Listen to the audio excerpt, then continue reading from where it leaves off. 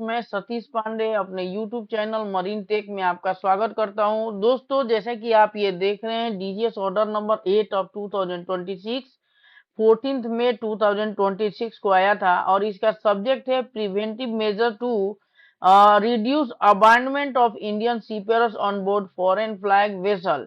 बहुत समय से इस चीज की मांग चल रही थी और मैं डीजी शिपिंग और government of India ministry of shipping को बहुत धन्यवाद देना चाहता हूं कि उन्होंने एक अच्छा रूल, अच्छा ऑर्डर निकाला जो कि सी फेरर के हित में बहुत ही अच्छा है।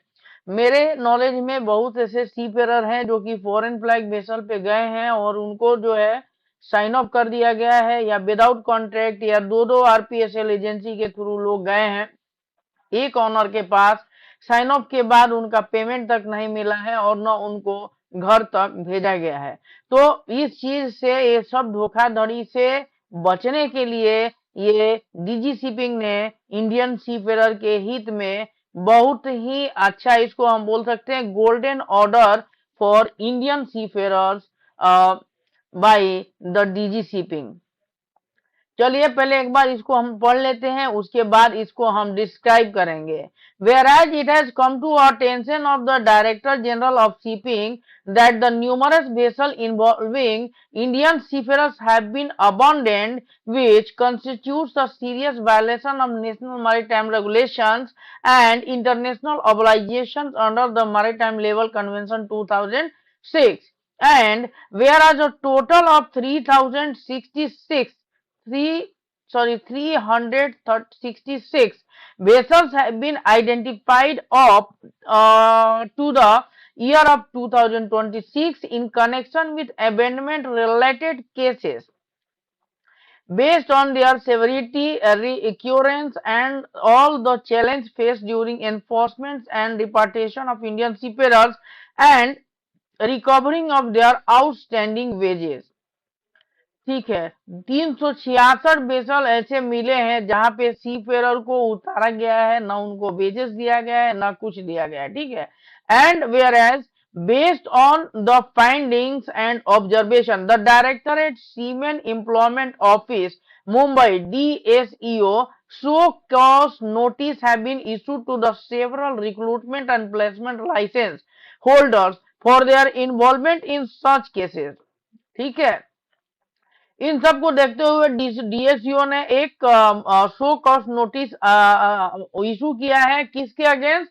बहुत सारे आरपीएसएल एजेंसीज के against. The Directorate has faced significant challenge in coordinating and deportation of Indian seafarers from such vessels, leading to under hardship to the seafarers non-payment of wages, discrepancies between vessel particulars mentioned in the Seafarer Employment Agreement Form 1 and the actual vessel on boarded, involvement of multiple RPSL agencies in the recruitment placements, denial of compensation in death or missing case, denial of sea services benefits where the actual vessel differs from the contracted vessel, and severe psychological and financial distress to the affected seafarer and their families। देखिए, मैं बोलता हूँ जब से ये 10th पे CDC निकला है, 10th के बाद सीडीसी जब से मिलना चालू हुआ है, तब से ज्यादातर धोखाधड़ी हो रहा है और बहुत सारे आरपीएसएल एजेंसी हैं जो कि कॉन्ट्रैक्ट किसी और वेसल का दे रहे हैं, बंदे को भेज रहे हैं किसी और वेसल पे। तो क्या हो रहा है कि वो मिसिंग केस हो जा रहा है, डेथ होने पे उनको कुछ पता ही नहीं चलता है। जब आरपीएसएल एजेंसी लॉग इन करेगा किसी और में, किसी और जहाज पे रहेगा, तो ना पीएनआई कवर होगा, ना उसको वेजेस मिलेगा, ना रिपोर्टेशन मिलेगा। तो ये सारा बहुत सारा कंप्लेन जो है डीएसईओ के पास गया है, डीजी शिपिंग के पास गया है, और इस सब को देखते हुए whereas the following preventive measures and directives are issued in exercise of the power conferred under section 301 of Merchant Shipping Act 2025 read with the shipping recruitment rules 2016, which mandate the RPSL license act in the best interest of the Indian seafarers and ensure valid statutory certificates including financial security for repatriation, payment of wages and decent working condition. Whereas, in view of grave violation of seafarer welfare amendment practices and non-compliance with the international conventions, the 366 vessels listed in Annexure 1 and Annexure 2 are hereby prohibited from engaging Indian seafarers though any RPSL company approved by the Directorate General of Shipping with immediate effect unless compliance with the foreign provisions in duly ensured. तो देखिए ऊपर का जो ये सब चल रहा है धोखाधड़ी, इन सबको देखते हुए डीजी शिपिंग ने कड़ा निर्देश दिया है, कड़ा डिसीजन लिया है और 366 वेसल को, जो कि अभी नीचे हम देखेंगे एनेक्स 1 और एनेक्स 2 में, बैन कर दिया है इंडियन सीफेयर के लिए। मतलब कि ये 366 फॉरेन फ्लैग वेसल है, इन पे इंडिया के किसी भी आरपीएसएल एजेंसी के द्वारा वहां पे किसी भी सीफेयर को भेज नहीं सकते हैं और ये विथ इमीडिएट इफेक्ट हुआ है। ठीक है, चलिए अब देखते हैं क्या है। The following preventive measures shall be compliance with immediate effect.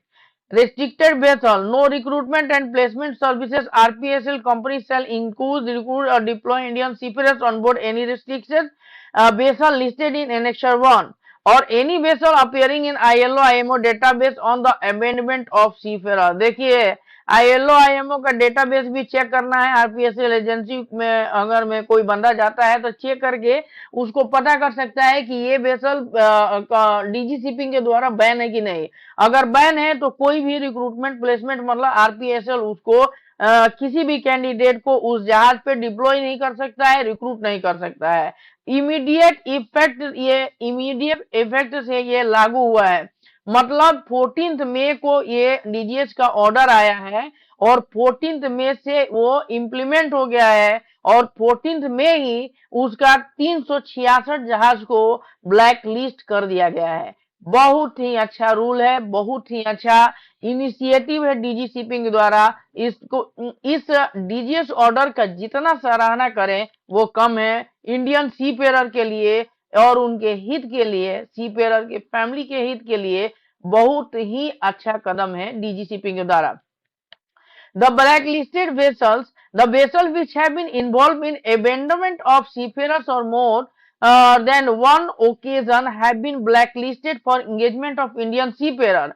A list of such vessel is included in Annexure 2। मतलब किसी भी वेसल पे किसी सीफेयर को अगर एक बार भी अमेंडमेंट हुआ है, अबेंडमेंट हुआ है, उसको परेशान किया गया है या फिर एक जहाज से दूसरे जहाज पे बिना आरपीएसएल के भेजा गया है या उसको बेजेस नहीं मिला है और उसने कंप्लेन कर दिया डीजी शिपिंग में, तो वो भी इमीडिएट इफेक्ट में वो ब्लैकलिस्ट होगा। और कुछ ब्लैकलिस्ट लोगों के नाम, वेसल के नाम एनेक्सर 2 में दिया गया है। Further, any vessel appearing more than one in the ILO IMO database on the amendment of seafarers shall also be treated as blacklisted for engagement of deployment of Indian seafarer। चलिए ये किसको भेजा गया और आरपीएसएल एजेंसी डायरेक्टर को branch दिया गया है और within 14 days from the date of issuance of this circular the report shall include. पूरा जितना भी इंडियन सी आईपी आरपीएसएल लोग हैं, एमएलसी वाले लोग हैं, उनके जहाज पे कितने सीफेयर को एम्प्लॉय किया गया है, कितने पीरियड के लिए एम्प्लॉय किया गया है, उनका सीडीसी नंबर, नाम और पूरा डिटेल्स 14th डे में 14 दिन के अंदर आपको आरपीएसएल एजेंसी को, डीजी को देना है। आईएलओ आईएमओ का ज्वाइंट डेटाबेस देखने के लिए ये डीजी ने एक लिंक दिया है, इस लिंक पे क्लिक करके आप देख सकते हैं। ठीक है, तो ये सर्कुलर बहुत जबरदस्त सर्कुलर है। ये देखिए 366 वेसल जो है बैन किया गया है और उसके एनेक्सर 1 एनेक्सर 2 में इनके नाम, डिटेल्स, आईएमओ नंबर के साथ है। इसका कहने का मतलब ये है कि इन सब जहाजों पे इंडियन सीफेयर की वैकेंसी या रिक्रूटमेंट नहीं होगी। अगर कोई करता है, अगर डीजी शिपिंग के अंडर में आता है तो उनका आरपीएसएल जो है कैंसिल हो जाएगा।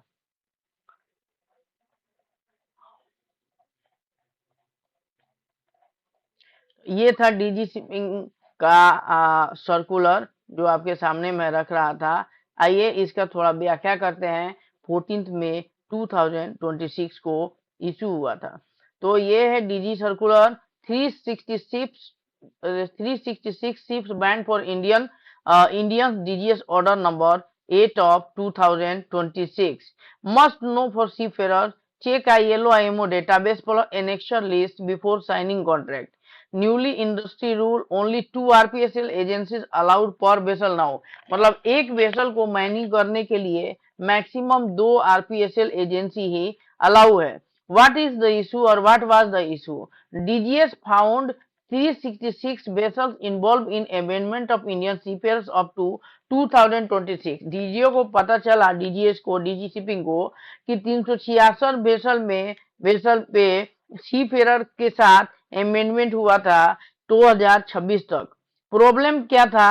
Non payment of wages, fake vessel details in contract versus actual ship, multiple RPSL agencies recruiting for one vessel, denied compensation for death, missing case, severe hardship और सीफेयर फैमिलीज। क्या हुआ था? न उनको पेमेंट देता था और फेक कॉन्ट्रैक्ट बनाते थे। जहाज पे कोई और जाता था, कोई और जहाज का कॉन्ट्रैक्ट बनता था। ऐसे आरपीएसएल बहुत सारे होता था एक जहाज के लिए, लेकिन अब क्या हो जाएगा कि एक जहाज के लिए मैक्सिमम 2 आरपीएसएल ही हो सकता। ठीक है, जब जहाज पे, जिस जहाज पे गया उसका आरपीएसएल कॉन्ट्रैक्ट ही नहीं है, तो अगर बंदे के साथ कुछ होता है तो वो मिसिंग केस, डेथ में उसको कुछ नहीं मिलता है। What DG is doing now? DG अभी क्या कर रहा है? Vessel ban list immediate effect 278 restricted vessel किया इन्वॉल्व इन अमेंडमेंट वंस। एक बार अमेंडमेंट हुआ है उस जहाज पे किसी सी फेरर के साथ। वैसे जहाज का नंबर कितना है? 278, जिसको रिस्ट्रिक्ट किया गया है। RPSL companies can not send Indian seafarers to these. ठीक है। Annexure 2 blacklist vessels involve multiple times, permanent ban for Indian seafarers, ILO IMO database rules. Any vessels listed more than once in ILO IMO amendment database auto blacklist है। कोई भी जहाज एक बार ILO IMO में amendment के database में पाया गया है तो ऑटो ब्लैकलिस्ट हो जाएगा। New rules for RPSL company क्या है? No recruitment on any restricted black listed ILO listed vessel. मतलब इन वेसल पे कोई रिक्रूटमेंट नहीं होगा। 14 days reporting, if you ever send seafarer to these vessels submit full report. अगर आपने कभी अपने भविष्य में इन जहाजों पे अपने सीफेरर को भेजा है तो आप 14 दिन के भीतर आप रिपोर्ट कीजिए, सीफेरर का नाम दीजिए, सीडीसी दीजिए, वेडेस पेड किया कि पेंडिंग है वो बताइए, रिपार्टेशन के स्टेटस क्या है, लीगल केसेस क्या है, MLC certificate, financial security documents, owner contact, death, missing compensation status सारा बताना है। If seafarers on board now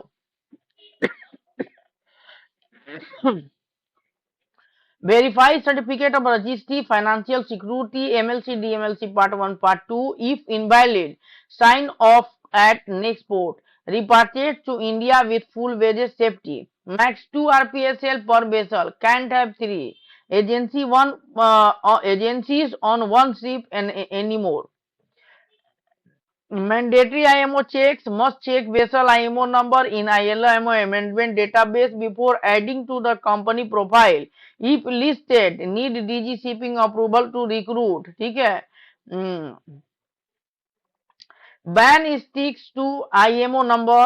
Changing vessels names won't remove it from list. Only new owner with clean record can apply for removal. ठीक है ना। Vessel का अगर black list हो गया और उसका वेसल का नाम चेंज कर दिए, IMO नंबर चेंज कर दिए, तो वो भी इंडियन सीफेरर्स को अपने जहाज पे नहीं ले पाएंगे। ठीक है। पेनाल्टीज क्या है? Non compliance, RPSL license suspension, cancellation plus black listing, legal action under merchant shipping act 2025 एमएलसी 2006। ठीक है। अगर आप नॉन कंप्लायंस कर रहे हैं, ऊपर के जो ऑर्डर दिया गया है, तो आपके आरपीएसएल का सस्पेंड किया जा सकता है, कैंसिल किया जा सकता है, ब्लैकलिस्ट किया जा सकता है, और आपके ऊपर एमएलसी 2006 और मर्चेंट शिपिंग एक्ट 2025 के अंतर्गत लीगल एक्शन लिया जा सकता है।